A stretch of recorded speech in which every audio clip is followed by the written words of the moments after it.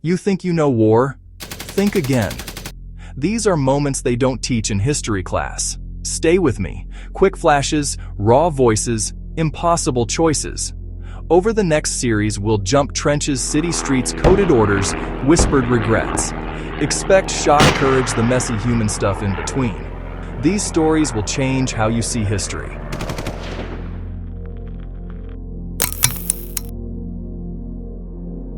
Everybody loves a war story with a twist. What if your squad mate was a booze-drinking bear?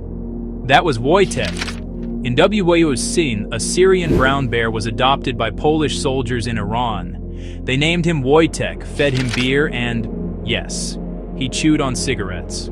Legend says he fought alongside them. The truth: he hauled crates of ammo during the Battle of Monte Cassino, helping move artillery like a surprisingly burly forklift.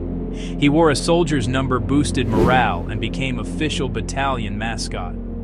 After the war, he retired to a Scottish zoo where visitors kept the stories alive. Part legend, part literal heavy lifter, Wojtek proves truth can be way more charming than fiction. A dead man twitches, gravediggers panic, then he sits up. This is a true story from World War I. In World War I, a German soldier named Walter Dold. He was buried under a shell blast and pronounced dead. His village held a funeral, everyone in mourning. Family wept over the sealed body bag at home. Gravediggers prepared to lower the body into the ground. They saw fingers moving inside the body bag.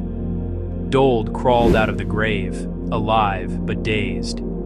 He seemed to be dreaming of water, murmuring for it.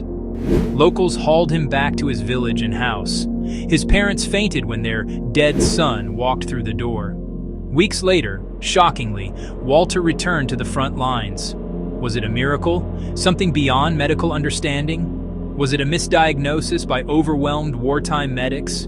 Or sheer stubbornness? Walter refusing to stay dead? Either way, Walter survived what everyone thought was the end. He survived and lived to fight another day on the front.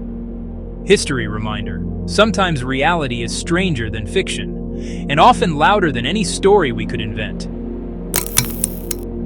Why do 92% of viral war stories skip the archives? Because they sound better without receipts.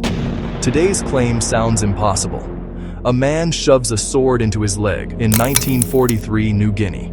He crawls for days through jungle and mud. Surgeons remove it. No infection, they say. Wrapped tight with jungle vines. He lives. Let's check the actual records. Quick version. It names a Japanese infantryman in 1943 New Guinea. He hit a samurai blade in a fractured thigh. But historians find no credible evidence. There is a documented tragic case from 1943. Sergeant Leonard Siflete, Australian commando. Captured and executed in October 1943, photographed. Archive searches show no sword in leg escape. Bottom line, incredible claims need sources. Why is no one talking about the tank that should have been a tomb? The whole crew was fine, because they were arguing. Sounds impossible, right? Beat 1. A Sherman crew hunched over a map, shouting directions. Heads all leaned forward as they argue routes. A German shell rips through the turret from behind. It travels exactly through the space their heads would have occupied and keeps going. No detonation. For a beat, there's stunned silence, smoke and metal, and then the crew bursts into laughter.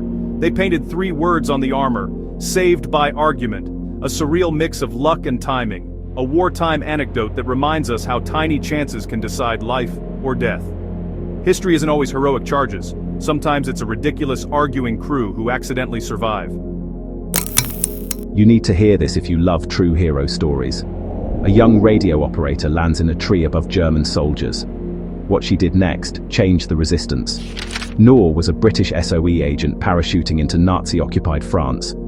She landed in a tree, hanging upside down as German patrols joked about another clumsy pigeon. They walked away. She freed herself, ran to a safe house, and became one of the most effective radio operators of the whole war. For months, she sent vital messages while hunted non-stop, moving between safe houses, always alone on the airwaves. Eventually captured, She refused to betray her network under brutal interrogation. In the end, she paid the highest price. Her last word recorded was simply, "Liberté." Noor's courage still echoes. Small, brave acts can reshape history. This is why you need a stubborn spine. Meet HMS Warspite. 5 hits, 0 sinking. Hit 1, a German dive bomber scored a direct strike. Warspite took it and kept going. Hit 2, a guided radio-controlled missile, damaged but not defeated. Hit 3, friendly fire, ironic, but the ship survived. Hit 4, a mine. Huge hull damage, yet she stayed afloat. Hit 5, heavy artillery barrages would finish lesser ships. Warspite shrugged them off. After the war, they towed her to the scrapyard. A storm snapped the tugs. The mighty Warspite refused to beach, drifting free for 3 days, like she had a mind of her own. A legend of resilience, the battleship that wouldn't die. Want more naval legends? Follow for part 2.